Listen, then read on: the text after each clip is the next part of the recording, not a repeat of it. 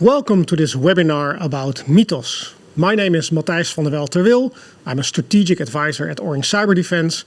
And speaking with my clients, board members, senior leadership, I get a lot of questions about what Mythos really is. And is this the turning point in cybersecurity? Or is it really effective marketing? Or maybe a little bit of both? Well, today we're going to address these questions and answer them. We're going to look at what Mythos really is, where the real risks lie, and of course, what you should be doing after this webinar. I'm not going to do this by myself. I'm joined by my esteemed colleagues. Jan Verhulst. Yes, I'm Jan. I'm team lead of exposure management and threat management teams in Orange Cyberdefense Belgium, meaning this is the pen testing team and the incident response team. Thank you. Sebastiaan de Vries. Sebastiaan de Vries, Head of Technology Services in the Netherlands. We do most of the engineering work, so protecting against the latest threats. Thank you. And Matthias Kaluwaert. Also strategic advisor, but for Belgium. And my mission is to translate all technical requirements to board level decisions or help them make the right decisions. Well, welcome. Very happy to have you here. If you have any questions during the live webinar, please feel free to use the Q&A button to ask us questions. If you're watching the recorded version of the webinar, feel free to reach out to Orange Cyberdefense. As you will notice in the coming hour, we are very passionate about talking about cybersecurity and, of course, AI and all the developments in particular. All right, starting off with the basics. Jan, Mythos. What is it? What isn't Mythos? Well, it's not the latest vulnerability or a name of a threat actor. It's the code name of the newest frontier large language model of Anthropic. So what does that mean? It's like an AI agent or? Well, it's a large language model. We have these different AI labs. We have, for example, OpenAI. We have Google doing AI research. We have, of course, now Anthropic. And they have Claude, which is their chatbot, their version or their counterpart of ChatGPT, and that comes in many flavors. There's like Sonnet, there's Opus, and now apparently they have a new model, quite powerful, called Mythos. And that's like a cybersecurity AI model? No, on April 7th, so they announced this on April 7th, and when you delve deeper into the white paper, it's not cybersecurity specific, it's not made for cybersecurity, but apparently, so it has emerging capabilities, and it's quite good at finding vulnerabilities in operating systems and in software code bases. So this is an AI large language model, not made for cybersecurity, but apparently very good at finding these vulnerabilities. Well, it's so good apparently that it was able to find vulnerability in, for example, OpenBSD, which is an operating system that has been touting its own security for many years, saying it's the most safe operating system in existence. It even has a small message when you boot it up saying this, no gaps found for 27 years. Well, so this Mythos LLM was able to apparently find a gap in that operating system.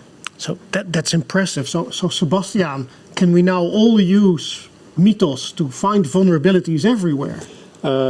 Sadly and luckily, no. This means that not everyone has access to Mythos yet. In the area of responsible disclosure, Anthropic has launched Project Glasswing, where they have invited, give or take, 20 tech leaders and industry leaders into the project to pilot Mythos to ensure that the vulnerabilities in the larger tech stacks are found early, before adversaries might be able to use the same technology for evil. Some notable names are, of course, the big logos like Google, like AWS, as well as some of our strategic partners like Palo Alto and Microsoft. So is this like really strategic leadership by not releasing it to the public, or marketing, or what is your view? I'm going to be honest, I think it's a little bit of both. I think if you do have such a powerful capability as they are making it out to be, this would be the way to responsibly share that with the world. At the same time, it is also incredibly good marketing to showcase this next leap in technology. Just the fact that we are having this webinar already shows that it's getting a lot of press attention. Yeah. So Matthias, speaking about the capabilities of what Mythos can do, we heard from Jan that it's very effective in finding vulnerabilities. Mm-hmm. What else does it do? How do we know exactly what it can do? Well, there have been, as my esteemed colleague just explained, there are a lot of parties that got their hands to test and to play with to see what it is capable of. One of these parties is AC, which is like the AI information security agency based in England, which got their hands on it and could play with it. And what they do is they pit, every time that there is a new model, they pit them against each other and see what the capabilities of this new model exactly are and how it supersedes its predecessors. So what they do is they give it a set of tasks that get increasingly more difficult to see like how well is this new model in comparison to its predecessor. And one of the tests that they use is the last ones, which is a test framework where they give an AI or the LLM the order to try and attack a controlled environment, where it has to start from the lowest milestone, as in do some basic reconnaissance and try to find your way in, exploit a certain vulnerability, and make sure you can go up and up and up in the tree of milestones until you reach the stage of God mode, where you completely own the complete network. A lot of models already attempted this. Up until Mythos, no model has been capable of beating the complete gauntlet. Mythos was able to do this 3 out of 10 times, which is quite incredible. So it's more than just finding vulnerabilities, it's also being able to actually exploit them, and then to take it one step further up the, let's call it the cyber kill chain, up until they actually achieve their end. So that's the thing. It's not like they give them a single task like go capture this flag, which is something that also is used to test the AI models. This really is go find the thing, chain it together, stitch it into what you just found and learned, and take it up until you go for the final objective, which is not like a single task, but a couple of tasks need to autonomously do. So the UK AI Security Institute, to call it correctly, they also have this test where they're testing OT, like the Cool Tower, and I think they failed. So OT is safe, looking at you. So it's correct that they failed the OT test. I think it's important to note that they didn't even manage to get to the OT portion. They failed in the IT segment of that specific engagement. I don't want to say OT is completely out of the fire, as most OT specialists will tell you there's a lot of work to be done in that space even without AI. But I do think AI is going to change that field as well. And that is something that needs to be thought about very carefully. So looking at these tests, Matthias, I think there are some test environments or some test settings that may have an influence on how effective Mythos could actually be. Yeah, because you need to frame this correctly. It's not like the test that they flung at Mythos' head was designed to like completely penetrate an enterprise-grade network with full defense systems in place. It's not like it's actively being monitored by a blue team or a SOC that's actually paying attention to what is happening on screen. Also, in the test, the model doesn't get penalized for making really a lot of noise, which would for certainly be caught when it would be happening to a real enterprise network. So I think you have to be cautious of the claims that you are making. They test it and it can do awesome stuff, but does this automatically mean that every enterprise-grade network tomorrow is vulnerable to this new way of stitching together different techniques performed by an LLM? Is not going to be the case. No. I think the same thing for OT as well, as you mentioned. It failed on the IT portion. But I do think that OT is possibly going to see more impact than the tests actually shows. Because OT is very specialized. It's not like IT. There are a lot of people that have broad knowledge on IT. OT is a different beast. But you can you can give LLMs to people who are not skilled in OT and have them with their little helper all of a sudden become very skilled in attacking OT environment. So that is something that we might see in the future. Yeah, I think there's going to be a lot of AI-driven research in OT security, and at least I am very keen to see what comes out of that. Yeah, because Jan, going back to Mythos, does it have like cybersecurity context or a lot of knowledge about cybersecurity? No, I dove a little bit into the technical paper, and indeed, it was not given specific cybersecurity context. It just has the capability. But also diving deeper a little bit, I have another side note to make, is that it's not that it's genius at indeed finding these vulnerabilities or chaining them together. So for example, for the OpenBSD example, we saw that in the paper, it was specified that they spun up more than 1,000 different sandboxes. They put 1,000 of their Mythos agents in each sandbox, and they actually attacked the same operating system. And one of those 1,000 sandboxes, one of those agents in the sandbox was able to find a bug in OpenBSD. So it's more like a brute forcing that they did than it's a genius model. But obviously this model also keeps learning. So future models will keep learning. Yeah. Even though in the white paper it was even specified that this specific model is not able to improve itself. So running 1,000 agents in parallel, I mean, I do some playing around with building my own AI agents just for the fun of it, but I noticed that I am burning down my credits quite fast. But if you have like 1,000 running at the same time. Yeah, well, in this case, it had the actual dollar amount next to it. So they burned about $20,000 on tokens, spooling up those 1,000 machines. And the actual machine that found the bug or the vulnerability cost about $50. Wow. Yeah.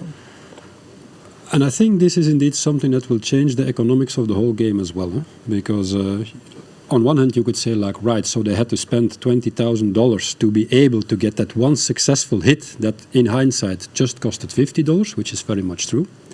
But the fact is, we don't know exactly how the cost of using model is going to respond in the future. It can go up or it can go down. Usually what history teaches us is that at some point costs go down, so we don't know. And also if you are an attacker, what is spending $20,000 to find that one genius vulnerability that you can use to then successfully get a lot of payback out of it. So it might be a good idea to invest. We see similar economic considerations on the defensive side, where AI in some cases is just very expensive right now, and it becomes a cost-benefit analysis.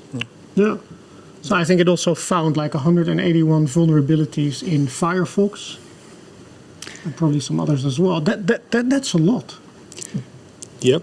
Yeah, but also this is also something where you need to make sure that you are not following the complete marketing trend, but also look at what Firefox had to say, because their CTO responded to the vulnerabilities that were found, and he said like, well, most of them we would have been able to find with a security researcher of a senior level. There were only 3 that they really wanted to give Anthropic credit for, like these are the 3 that really stood out. All the rest we could have found. Then again, you could ask yourself the question, then why didn't you already? Yeah, because if you look at the update trend from specifically Firefox, you see that in the past years they have successfully been improving their product, and their latest update had a significant record amount of issues fixed. So they are definitely experiencing some level of product development benefit. Yeah.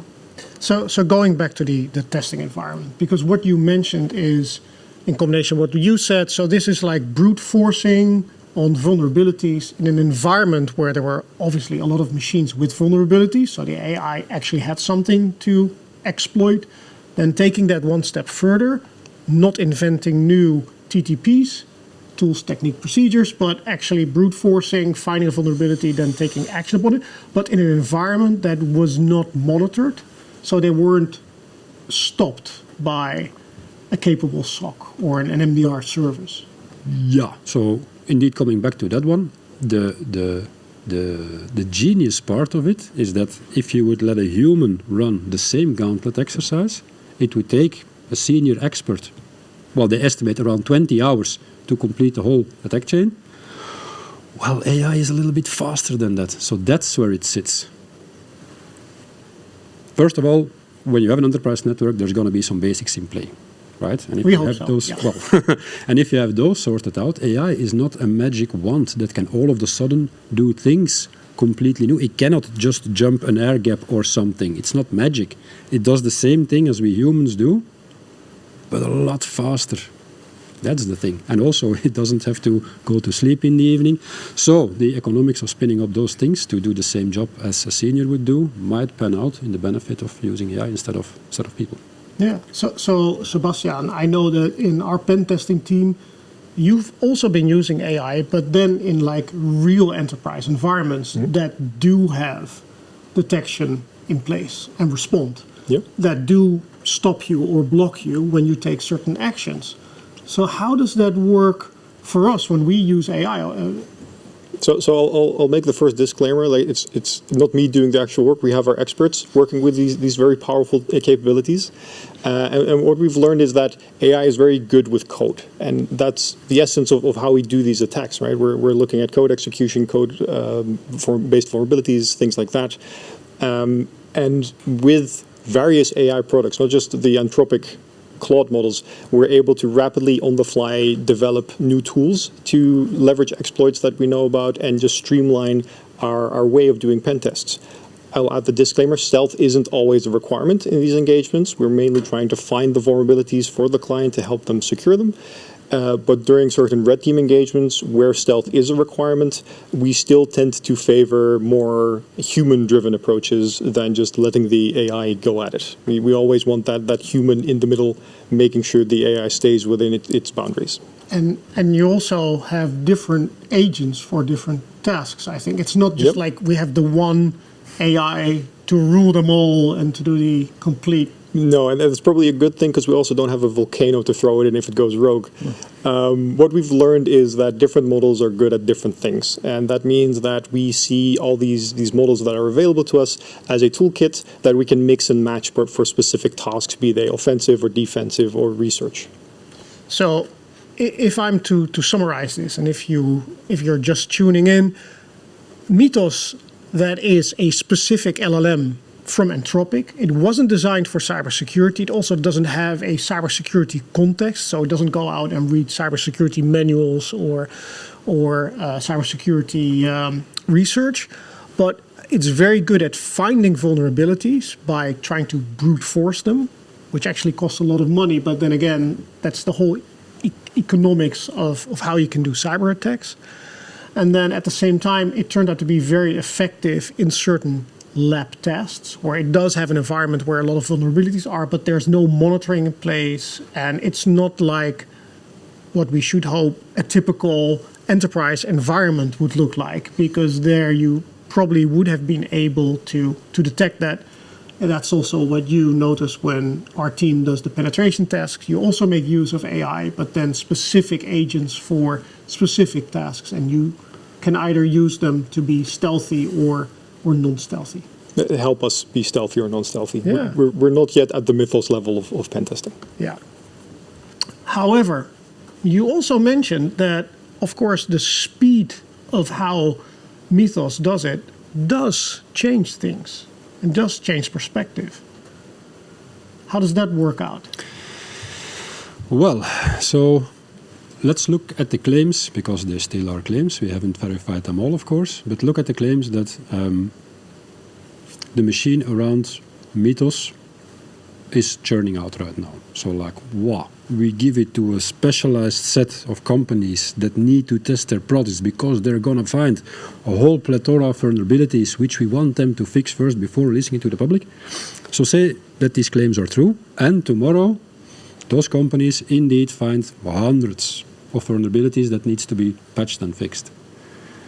This means that somebody is going to have to apply those patches as well. For companies, we see a lot that they already now have an issue with trying to keep up with the pace of patching their systems. So if tomorrow there is a whole new wave of patches that need to be rolled out, this means that you have to change how you're going to handle this, because you need to be able to, at some point when there is a wave of vulnerabilities detected, to deal with this surge and have like a specific set of procedures and people that can then ramp up to do that wave of patching. So that's one of the things that needs to be changed. Yeah. So looking at incident response, threat intel, external threat exposure management, how does that change because of Mythos? I think we can expect a lot more incidents from the blue team side and a lot more incidents to respond to. So I think the speed of response, the speed of responding to incidents for us will have to rise as well.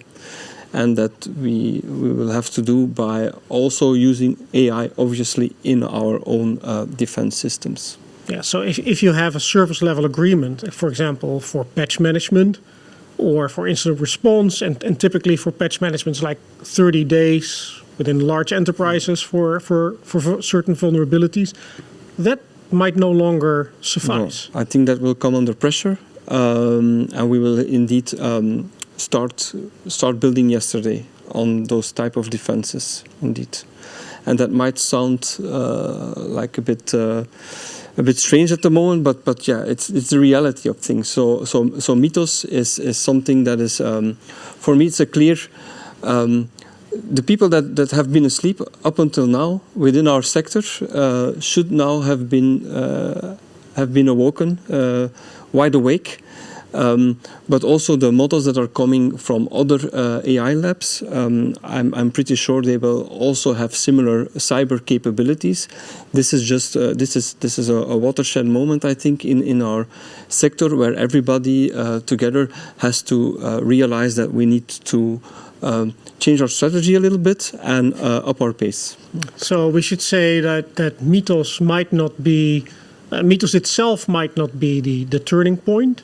But the fact that AI, because the OpenAI 5.5 just came out, the security version will probably come out, Google's Deep Sleep will come out. So it's like an industry trend. Yeah. And Mythos is like the first one to actually wake us up, as you say. It's across all different disciplines. There's like marketeers also have an issue. We as cybersecurity professionals now also have an issue.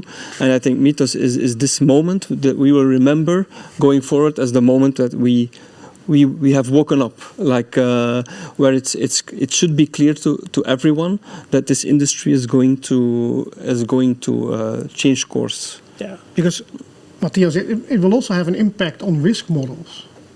Chance versus impact. Yeah. Because chance is probably going to change significantly if you can use AI to reverse engineer patches, if you can find vulnerabilities faster. That's indeed a very good remark that you make there, I think, because companies or some companies were able to accept the risk of not getting their basics rolled out as fast as they would love them to roll them out, because the risk was substantially lower. That a human had to do everything manually by itself. But if we are silently getting into the age where attacks are going to get more and more automated, chances are that you don't have the luxury to look the other way and accept the risk of not getting your basics into place. I think that's a very important one. And then we're not even considering the fact that a lot of these AI products make attacks a lot easier for people without very specialized expertise. Yeah, so the skill level is going to get even lower. So for comparison, if you look at ransomware things, first of all, we had those big bad guys who were really good at programming and conducting attacks. They already went into a model system where they now just rent out their infrastructure to affiliates who are a lot lower at skill levels. And we're going to see the same thing with AI, because you're just going to be able to borrow IQ points from AI so that you don't need to skill up until the level where you are like the elite hacker that can now do it all. Yeah. So talking about our capabilities on the defensive side, Sebastian, you said we use agents for specific tasks, but there's always like human oversight. Yep. So what is your view on having your own agents continuously running without probably that human oversight within your own organization? So kind of like continuous automated pen testing within my own organization, having AI running around trying to actually do what Mythos does in the lab environment, but then do it in our own network? Yeah. I think it's going to be a very important shift for almost every industry and every organization size. As things start to speed up, we also need to speed up at the beginning of the chain, where we find our own vulnerabilities and self-assess our environment, all the way down to where we strengthen our infrastructure to prevent anything bad from happening. So I think definitely we are getting into an age where vulnerability scanners will come with a premium version, that you now have the vulnerability AI specialized agent trying to find the 0 days for you. As well as we're seeing a lot of products already move in that space, where we do have AI-driven patch management, software management, things like that. I think human oversight will remain key, mainly because we see that a lot of nuance and expertise is needed within organizations to make the right call all the time. And there is a certain margin of error that you simply don't want to accept in these processes. Because I love the idea of Mythos finding all my 0 days before an adversary does. I don't necessarily like the idea of it exploiting them to prove that it can be done and taking down my entire system. So we're not, sorry, we're not going to lose our jobs soon. I'm pretty sure we're going to be safe for the foreseeable future. I am also sure that our roles are going to dramatically change. There we go. A friend of mine made the interesting comment that he sees this agentic trend as a kind of a Pokemon analogy, where we need to become Pokemon trainers, and instead of having one big Pokemon to do all our stuff, we need to select our party that has the skills and capabilities to help us in our daily task. And I think that is very much the agentic trend we're seeing and moving towards. Wow. So on the defensive side, Jan, what could you do? Well, first, there's going to be this risk from having structural asymmetry, meaning that we can expect the attackers to move faster or very, very fast. That's also coming back to the financial model, a bit of a fear that I have, is that we have these attack groups. They have been spending a decade getting rich on ransomware, now having all the vast amounts of funds to be able to burn tokens on a new type of attack. And we will have to defend against that. So there will be some structural asymmetry in the beginning. So we will have to move fast. So basically, is move towards adopting AI in your defense as quickly as possible. This means that, like in your SOC already, we are building, in our own SOCs, we are building AI capability with several tools. Then there's the XDR SIEM tools. They also, from our vendors, also have built-in AI capability. And that's mostly to do quick triage, because there will be a flood coming of new alerts, and the volume will rise, I think. So from a human perspective, it's impossible to be able to handle so much volume 24/7. That's just not feasible. So, but then it will be like machine against machine. Well, indeed, that's something that I have been saying for years, that we will get some kind of a army of bots versus army of bots situation in cybersecurity, at least on the perimeter of things, where we are being attacked quite fast, and we are defending, or have to defend with the same speed of execution. So, and on top of this, like you said, indeed, to have within the perimeter, within our companies, also these automated pen testing tools, for example, that do automated red teaming, automated purple teaming, in order to raise our security level. So should we change our roadmaps completely, because we're now seeing this trend towards much more and much faster attacks? Well, the thing is, the basics will still hold. Like I explained earlier, it's not a magic thing. So we're still going to have to be able to make sure that we can move faster to making sure that we have all our defenses in place. But the thing is, indeed, if our roadmap previously was saying like we're going to implement this roadmap over the course of 2 years, I think we're going to have an issue if we're keeping that pace. So it's all about speed. We are recording this webinar, so I'm sure that some people will be watching this webinar in a month or 2 months. I can safely say that the context might have changed in the course of those 2 months by a little bit. So that's the pace at what we are moving at. So roadmaps need to be more agile than we were drafting them before, but they will still contain the same components. I think it's interesting because you mentioned the basics. And I know we had this discussion earlier about what is the basics today, Sebastian? Yeah, I think what's important to note is that as this threat becomes more clear to us, the volume of attacks we're going to be dealing with is going to be immense. But as the defending party in this, we determine the rules of engagement here. It's our playing field, so to say, meaning that we need to understand what we're working with, and that has substantially changed from what it was 10 years ago, where back then you'd have enough with an antivirus solution and a firewall. Now, with today's infrastructure, IoT and SaaS solutions, you also need to consider things like MFA, your patching cycle, your CMDB needs to be up to date, your employees need training. And these types of basics are going to be the starting point of making sure that you're ready for this volume of new risks.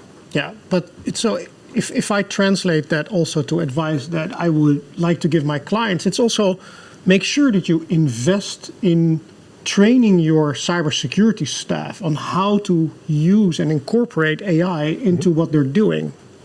Absolutely agree with what you are saying there, because this is also something that we need to realize. And this is something that the board needs to be aware of as well.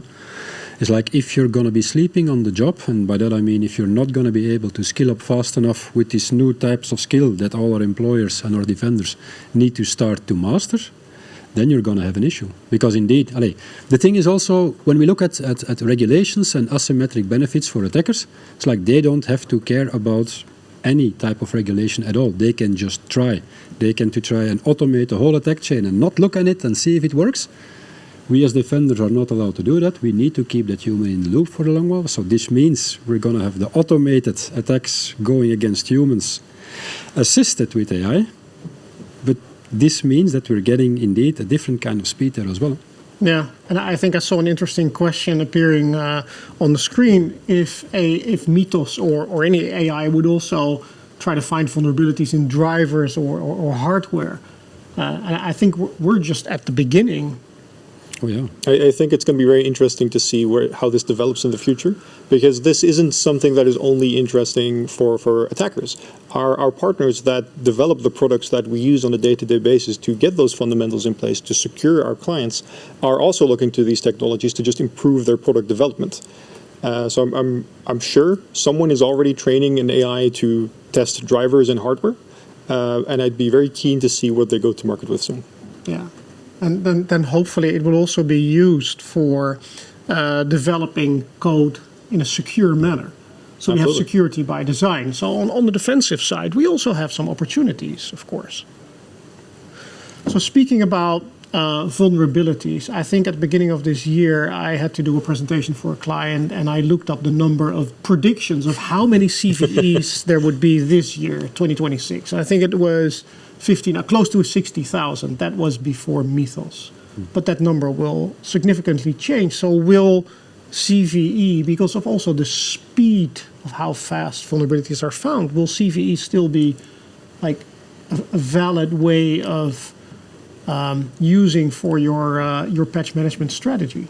I think CVE still holds value, by the way. So that's very interesting to realize that it doesn't lose its value. But the thing is, if your patch management still relies on just fixing whatever has the highest score inside of those tables, then we're doing something wrong, because you simply will not be able to keep the pace with what is coming out. So you need to contextualize. You need to look at what is the possibility that this CVE will be exploited inside of my infrastructure. Is it already seen in the wild as being exploited? So you're going to have to change the way that you patch to be more pragmatical. Like maybe you shouldn't fix that 9.9 CVE vulnerability that you are seeing, because it doesn't necessarily indulge a huge kill chain, but it might be a better idea to just fix the lower one with the 7.7 that sits smack in the middle of a kill chain. Yeah. So you need to be pragmatic about what you're going to patch. We're looking more and more or less into the situation where every vulnerability is bad and should be patched, and more into what is the exploitability of the vulnerabilities. Let's say this vulnerability is used by an adversary. What's the direct impact of that? And start prioritizing more with that. A key example of that is now the CISA KEV score, known exploited vulnerability. At the same time, we now see this huge surge in vulnerabilities happen, But I also expect that as products like Mythos become more commonplace also for the people making these products, we're going to see that they can address these vulnerabilities before they release. So we'll now see a spike in vulnerabilities that will hopefully, in the longer term, taper out. That is a very positive thought you have. I try to be optimistic. Yeah, let's hope it materializes. So I saw an interesting comment in the question about would virtual patching be like the solution, immediate virtual patching, just to keep up with the pace? Would that be a valuable strategy? I'm going to be the annoying consultant here and say it depends. I think there are definitely situations where this is a very, very strong strategy. I can also see a few situations where this might be less ideal. What I'd recommend is that if this is something that your team and your organization is capable of, to embed this in your standard operating procedure. Maybe you have a situation where as soon as it's available, you deploy the virtual patch, and then you have a little breathing room to validate what your next step should be. Other organizations, like we said in the beginning, as OT becomes more in scope, they have a lot less ability to do virtual patching. Yeah. So again, going back to risk management, rolling out a patch could also mean some downtime. And this is where the organization has to accept that downtime. Have those dynamics changed because of the speed and number of vulnerabilities that can be found? Well, when it comes to getting a patch window, the only truth that I can see throughout my career is that getting a patch window is starting to get increasingly harder to do. So will it change? Yes. Should you get more patch windows? Yes. Will the business accept this necessarily? I don't know. So I think it's up to us to make sure that we flag this as this is the reason why our business has to lay off for like an hour or 2 hours because we really need a window in. Because the economics of not doing so might not necessarily favor your business if something terrible happens. I think this is also a key example of how infrastructure is currently changing. If you take the example of, let's say, you have a web shop, you don't want the web shop to be down because you need to update because it's your core business. So what we see more and more is these setups of high availability deployments where you have your web shop and your secondary backup web shop. And if you need to do an update, only one goes down. So you're still operational. This one gets patched, and when it's done, it comes back. You take the other one offline for patching. So that level of network design is also something that is being affected by this new emerging trend. Okay. So if I obviously I listen to you, but what I keep hearing is, we're going to need more money because we're going to need to train our cybersecurity people in how to properly use and AI into our defenses. We need to actually build a shadow infrastructure or high availability infrastructure as well. We need more downtime because we need to implement patches. We also need to pay for the tokens. Oh, we also need to pay for the tokens, yes. And the cost of tokens might also go up. I mean, at a certain moment, I assume that these companies want to make more profit. So it's all coming down to more cost, more cost, more cost. And then we also still need humans. So we cannot say, oh, AI is there, so we get rid of the very expensive humans. So this really calls for a discussion with the board and say, I have some bad news for you because of the developments that are going on with AI, not Mythos specific, because we also talked about other models, but this is kind of like the turning point where we say the costs it's going to increase. Well, I think it's a very valid point again that you are making there. I think the biggest mistake would be to leave the what are we going to do with AI question or what do we need to do entirely with the CISO or with IT. Because this is indeed something that needs to be discussed now by the whole board. So you really have to go and sit down with the complete board, being the CIO, the CISO, CFO, CEO. Like, what is going to be our strategy? Eh? What is our strategy, not for the next coming year, but for the first 30 days, the next 45 days, 90 days, what about half a year? Because you need to have a hefty discussion like, what does IT mean for us as a business? Not just from the defensive or from the offensive standpoint, but what are we going to do with this new beast that came out of heavens and is now keeping us awake at night? So that is the wake-up call that you referred to earlier on. We need to have this discussion now. Yeah, and if you ever had the misfortune of being a CISO in a large company, you know that even talking about cybersecurity to your board is not that easy. It's always like the fact that they have a CISO, for some of them it's like a check mark or something, and then it can be quite difficult. I talk to a lot of CISOs as well. So now even with AI, the fact that it's so urgent to indeed have more funds, have more means to start working on this, it's going to be quite a challenge. And that's what I'm a bit fearful about, is that something bad will have to happen again before another part of the industry is going to wake up.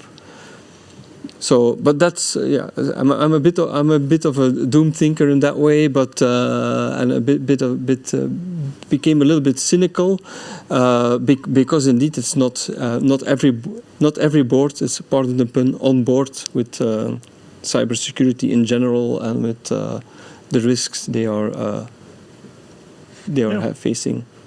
Okay, so let's make it like really concrete. What is your advice, starting with you, Matthias, for our viewers? What should you do after watching this webinar, if you haven't done that already? So I think the word speed has fallen more than 1,000 times during our webinar here. So speed is definitely, for me, the most important thing. I already said it in my previous answer. It's like, get the board together and have your talk about AI. This is something you can do tomorrow. Don't wait it out. Don't go sit and see what the rest of the industry is doing. Start those discussions now. On the other hand, make sure that you are indeed adopting AI on your defensive side as well. Make sure that your defenders are capable of using AI, that they can have their own agents to assist them in their job, because otherwise you're going to get overrun. Thank you. Sebastian, your concrete advice. My concrete advice. I think, like we've said multiple times in this session as well, the cybersecurity space is changing really fast, and we need to adapt to that as well. I think to facilitate that board discussion, many organizations should start thinking about assigning a chief AI officer or someone similar to kind of lead that discussion, be the board's expert in that space. And of course, like we've said multiple times now, the less hyped thing that everyone also still needs to consider is just getting the basics in order. There are so many of these attacks that we've discussed where we see that it was successful because there was no defenses in place. There was no monitoring. They could be allowed. There was no security team. These will be key.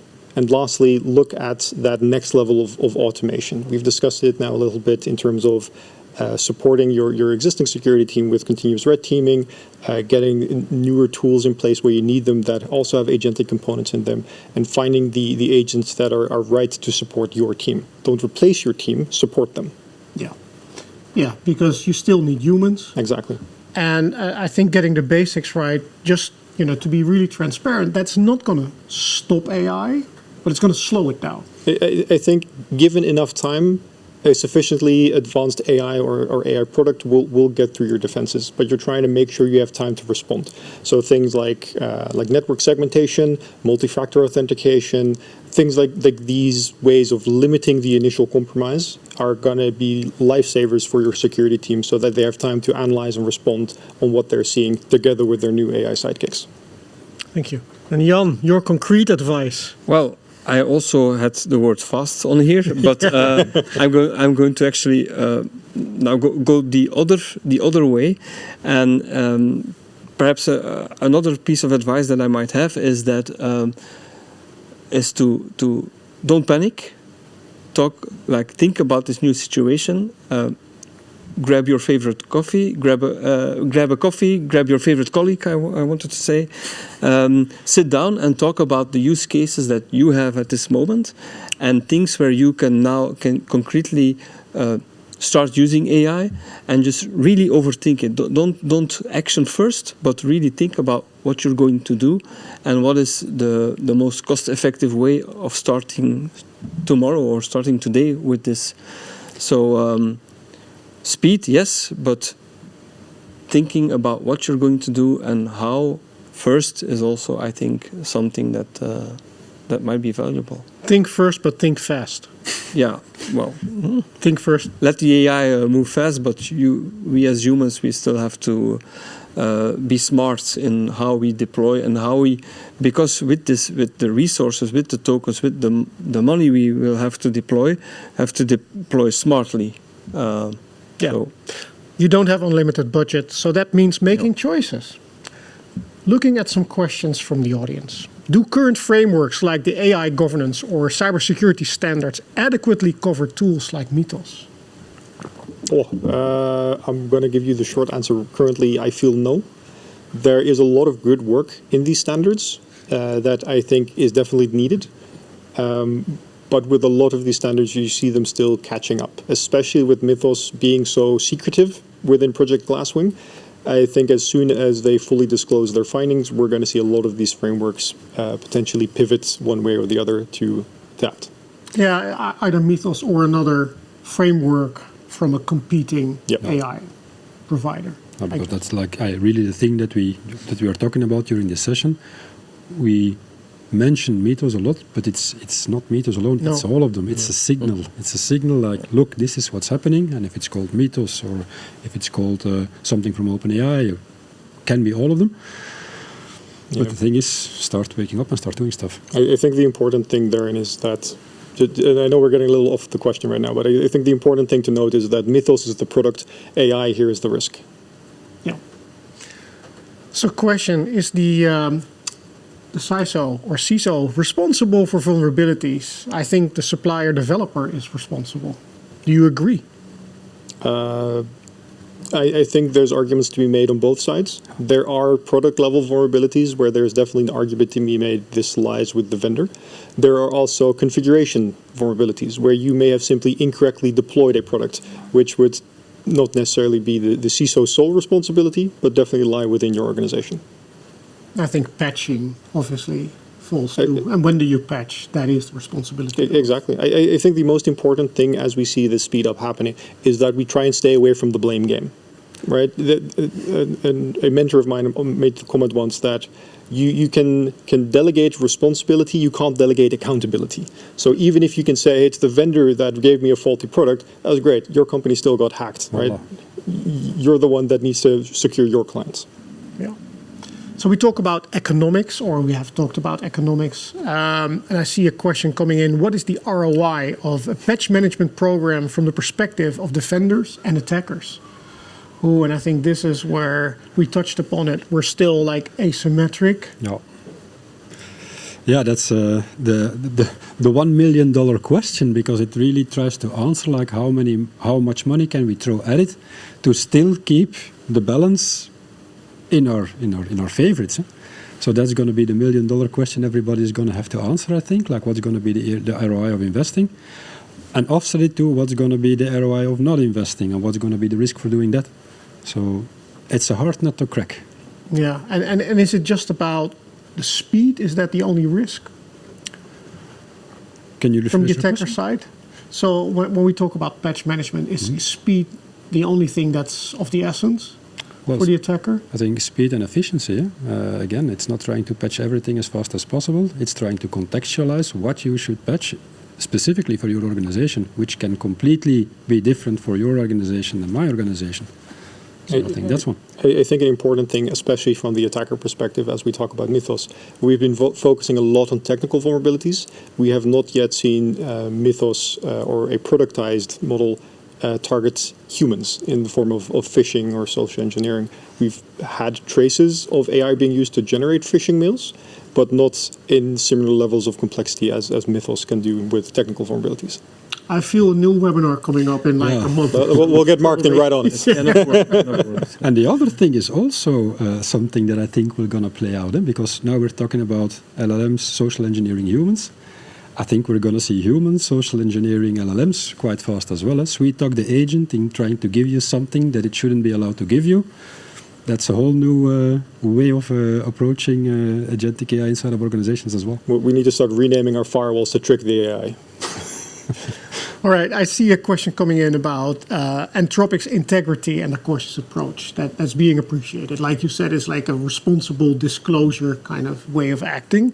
And the question is that some other players in this space might not exercise that same restraint? Should we be concerned about that others with fewer ethical safeguards might be building something comparable or even more powerful? Yeah, because that's the thing. It's ethics. That's the one word that you need in the whole AI conversation. Ethics, and some more ethics, because that's exactly what this whole conversation should be running about. Who's doing it in the most ethical way, and not who is doing it in the fastest way with security in hindsight or ethics in hindsight. I think what we've seen as well, also in our own use of AI, like we said multiple times, it's not just Mythos that can find vulnerabilities and to an extent exploit them. So I guarantee you there are unethical users now using AI to find vulnerabilities. We're just lucky that the guys with seemingly the most powerful model are doing it responsibly right now. So I see a question coming in, and we discussed earlier about should we discuss also the legal frameworks. Mm-hmm. We said, well, we might dive a little bit off topic, but I do see a question coming in that do you foresee a future where regulators or frameworks like DORA effectively force financial institutions to adopt AI-assisted defensive capabilities? One of the probably sectors I'm least worried about of thinking about this is the financial sector. They tend to be very early to adopt these types of defensive mechanisms. Again, you were very positive. I like to be, right? There's enough doom and gloom around this topic already. I think what we've always seen is regulatory frameworks are always forced to catch up to current events. They do not dictate innovation, they have to respond to it. There will definitely be lessons learned in the coming periods that hopefully will be effectively adopted in these frameworks. But for now, we need to think fast and find practical solutions. And I think it's also a very valid point that you're addressing there. It's like the regulator has to play the catch-up game. When we're talking about frameworks being developed and enforced, that's something that takes quite a long time.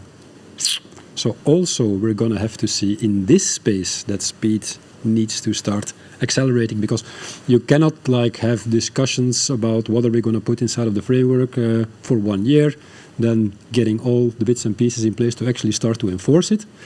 So also there we're going to have to see some changes, I think. Yeah, I will add that a lot of the existing frameworks provide great starting ground for your own adoption for AI, your own starting on these security basics. So it's not like we need to reinvent everything. Okay. So Jan, question coming in, and I think it's typically addressed to you. What can a security analyst do to support their CISO and wider InfoSec team from a security culture viewpoint based on learnings from Mythos? So this is the security culture viewpoint. Well, it's more like providing evidence than I would say that indeed the speed, everything is accelerating, and they have different types of incidents coming in, and they need the volume goes higher.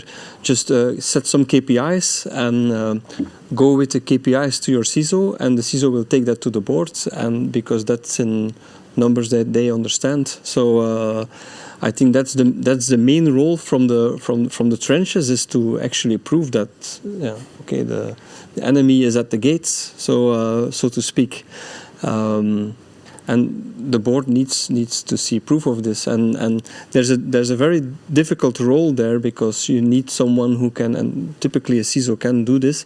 You have to translate the operational stuff into business language. So having people that can do that is going to be quite important going forward. Yeah. And then again, if I may add to that from a very practical perspective, because you talk about KPIs and metrics, I think, well, we already addressed, the speed of finding things, but also having discussions on why, we should implement these patches much faster, or at least change our approach to how we do patch management, and then breaking that also down into numbers, into what does that actually mean for our organization. Well, you're going to have a budget, and typically you will easily deplete the budget. You can put it in many things. So having a sit down first and really think about strategy and about risk especially is going to be quite important going forward. Yeah. Okay, then I get a question. The problem currently affecting the adoption of AI models in the SOC for defense mechanisms brings with it many uncertainties. That's true. AI models are not always transparent or locally deployable. How do you view this? Yeah, that's true. It's not. It's like more a black more like a box. statement rather than a question. But indeed, yeah, it's the field is in progress. So it's happening as we speak. There's new things to discover every single day. So we are implementing AI capabilities, and so far so good, I would say. But this is before the volume that's coming in. So we are relieving our analysts at this moment. They can, so a human analyst can handle, let's say, 10 complex cases a day. With an assisted an AI assist, this can be moved up to 50 cases a day they can handle. But we still don't have the volume from the other side. It's going to be expected. So it's So what I notice with our clients, because we do have certain solutions where AI is built in, and then the AI can make a decision to either kill a process or isolate a machine from the network. And then we deploy these agents, we let it run for 3 months in learning mode. We go to our client and say, look, these are the moments where AI would have killed something, like killed a process or isolated a machine. And then they were all correct. And then we say, shall we turn it on? And then our clients still say, nah, don't turn it on yet. Yeah. There's indeed also the risk that it turns off an operational a machine that's quite important, like a domain controller or something. So it's indeed, But I want to make a point on that one as well, because the discussion also leans into the fact like, but an AI agent can make a mistake and do something really terrible. So does every one of your colleagues as well, eh? So you have to offset the chance of an AI agent doing something stupid against a colleague doing something stupid. And that's also something that you need to add to the game. I'll counter to that with saying that an AI can mess up a lot faster than my average colleague. Yeah. But I think that is also the key consideration, right? If you have certain processes that might accidentally get killed by these types of solutions, it becomes a discussion on scale. Like, do I really care if it goes wrong once? If yes, then probably don't do this. If it's not that bad of a situation, if that happens, then let's give it a try, because it is really going to make the work for your security team a lot more effective. And the thing that I was getting at is because now you see a lot of press hype coming from, look, the AI agent deleted my production database. But then when you dive into the story, you actually see like, so what did the human instruct the AI to do? So what did you expect then? So this is also something, it's us deploying the thing. It's not necessarily the AI agent doing something stupid, it's you letting it do something stupid. I think we might need a third webinar on this as well. Stupid prompts you can give to your, exactly. to your AI. Irresponsible things to do with your agents. Okay, I see there's one final question from the audience, and that is like, do you like Pokemon? I am a very... I have fond memories of Generation 1 of Pokemon. All the new stuff I don't follow. I still value Pikachu very much. Good. And on that note, I'd like to thank you all for sharing your expertise and your opinions today. Summarizing, Mythos is not, like you said, it's not the problem. Mythos is not necessarily the turning point, but the fact that AI is becoming more and more used in cybersecurity to speed up the process of finding vulnerabilities, exploiting them as well, that is going to have a significant impact, whether that's Mythos or any other AI provider, with or without ethical boundaries, I should say. And that really requires us to step up our game and have that dialogue within our team, spend some time about really discussing what the implications are, and then have that dialogue with our board, because it's going to have company-wide implications. Yep. Thank you very much for viewing this webinar. If you have any further on questions, feel free to reach out to Orange Cyberdefense. As I promised you in the beginning, we're very passionate to talk about cybersecurity and, of course, AI. Thank you very much for watching.